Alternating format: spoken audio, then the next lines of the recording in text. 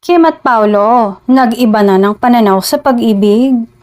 Tila parehong nag-mature at nagbago ang pananaw sa pag-ibig ni na Kim Chiu at Paolo Avellino ayon sa mga pahayag nila sa kamakailang panayam na umantig sa puso ng kanilang mga tagahanga. Sa mga nakaraang buwan, kapansin-pansin ang chemistry ng dalawa sa kanilang mga proyekto. Pero ngayon, tila mas lalong napalalim ng kanilang mga karanasan sa buhay at trabaho ang kanilang pagtingin sa konsepto ng pag-ibig. Ayon kay Kim Chiu, dumating na siya sa punto ng kanyang buhay kung saan mas pinahahalagahan niya ang peace of mind kaysa sa kilig. Siguro dati gusto ko yung may excitement, may away-bati, yung typical na drama.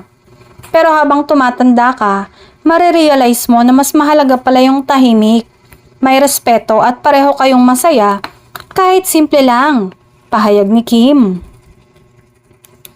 Para naman kay Paolo Avellino, ang pag-ibig ay hindi lamang basta emosyon, kundi isang responsibilidad at commitment.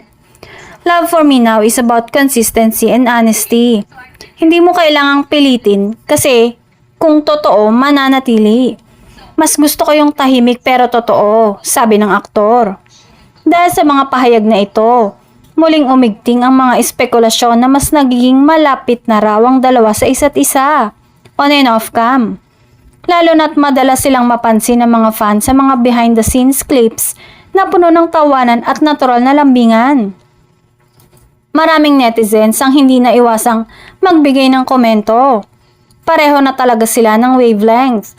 Mature love na, hindi na pang teen kilig. May ilang showbiz insiders naman ang nagsabing nagkakaroon ng mas malalim na connection sina Kim at Paolo dahil sa mutual respect at pagkakaintindihan nila bilang magkaibigan na siyang nagiging pundasyon ng mga magagandang relasyon.